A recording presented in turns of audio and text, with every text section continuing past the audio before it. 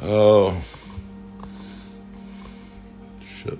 We're talking about Merlin. Okay. I grew up in Asia for 18 years, Central and Southeast Asia. Went around the world 8 times before I graduated high school in Bangkok. Spent a lot of time in England and Wales. And my schooling was largely British school system or inspired by that. So I heard the stories of Merlin from the time I could walk, basically. I always wanted to sculpt him in bronze, my whole life. I finally got commissioned to in the 90s by a lady in New York that loved Merlin too. She was a PhD at Albert Einstein Institute. So I started researching the historical figure. A lot of legends about him, but the actual figure was born around 540 AD, shortly after Rome pulled its legions out of Britain, occupied Britain. So there was an influx of religion, influences from Egypt, Jewish influences, Christian, Vikings, Saxons, everything coming into Britain. And Merlin was a unifying force at that time. His mother was probably a Catholic nun. His father might have been a Roman consul. So they didn't own up to it. So he had the reputation of being a fatherless child, immaculate conception. When he was a kid, a king was building a castle up against the mountains, wanted a fantastic castle to protect him from the Saxons and everybody. But every day, whatever was built fell down. There was an earthquake. And finally, his druid priests told him that they had to find a fatherless child and sprinkle his blood on the foundations, and then the earthquakes would stop.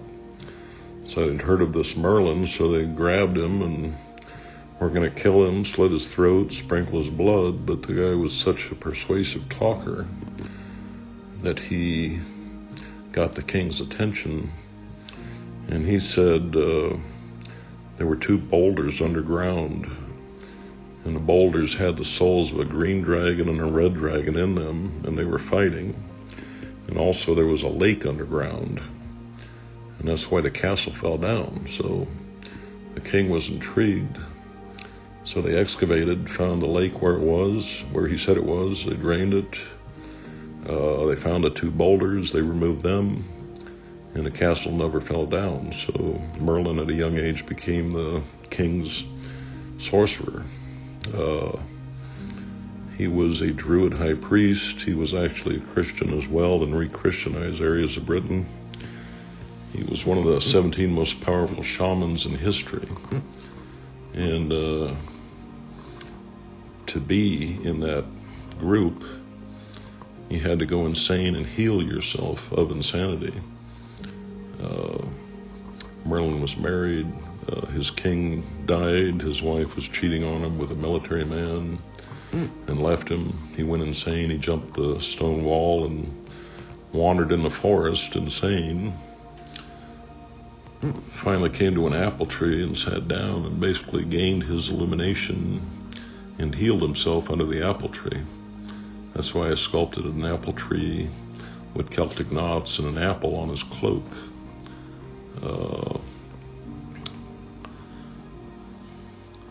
So I read everything I could about the real guy, including writings from Geoffrey of Monmouth in the 1600s. And I read a recorded interview a Celtic monk did 200 years after he supposedly died at 87 by a river.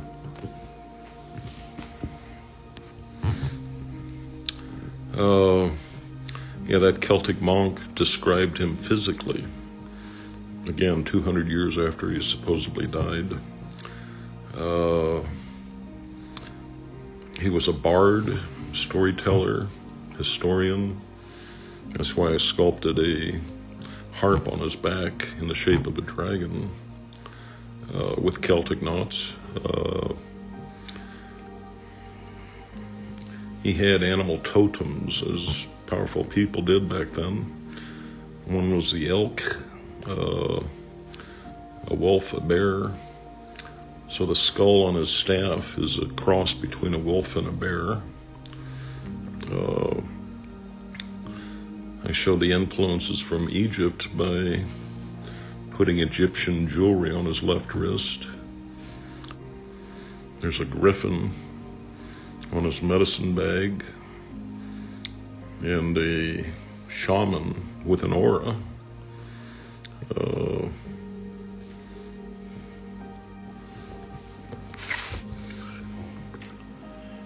To show the Viking influence, I sculpted a brooch on his upper left shoulder. He used lime wash in his hair to make it stand up like a stallion. I researched his footgear.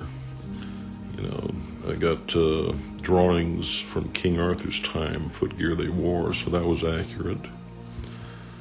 On his knife, the hilt, the end of the hilt, there's an emblem of the Greek sun god.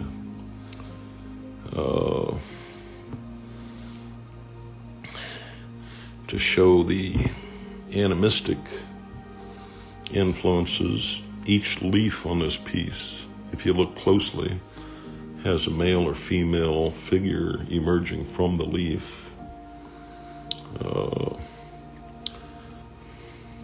I gave him a unicorn horn wand on his right side behind a medicine bag. He's holding a spear, which is a symbol of wisdom, all-embracing wisdom. Interesting thing about his fingers, I'm an impressionistic sculptor to a degree, realistic base, but sculpted the fingers accurately, to my hand. But most human fingers are shorter than the palm.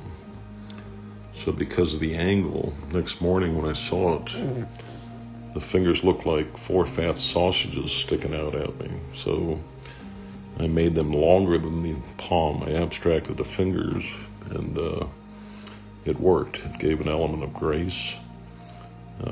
Nobody's told me I screwed up the fingers in 20 years, so I figured that's good. He wears a pendant of a crystal with a wolf on it, kind of Viking style.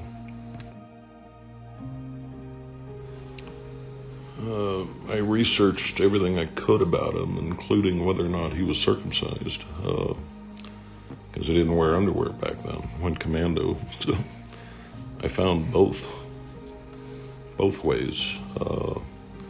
So I let the lady that commissioned me, Sheila Jackman, and her husband Ira Marks, I let them choose, and they chose circumcised, so that's what I did.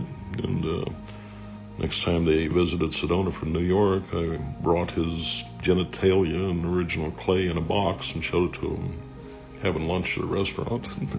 They approved it. I sculpted a chair to go along with Merlin, because I wanted it to be a meditative experience. Somebody can sit in the chair, with Merlin behind you holding the sphere of wisdom over your head. And the second Merlin monument went to a couple that owned a mountain near Wickenburg, Arizona, and they mounted it right on the cliff, looking down the valley. So they would have their tea and coffee in the morning and meditate, with Merlin behind them, and said it was one of the most fulfilling experiences. That made me very happy. I wanted the chair to be very organic, so it's like a growing, living, bent tree almost. I hid, I think, 30 faces in the bark, and 3 fairy bodies. Different expressions, sizes, everything. It's just a range of human emotion.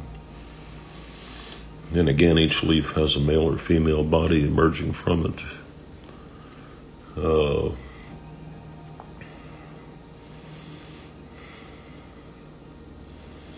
I'm very happy with it.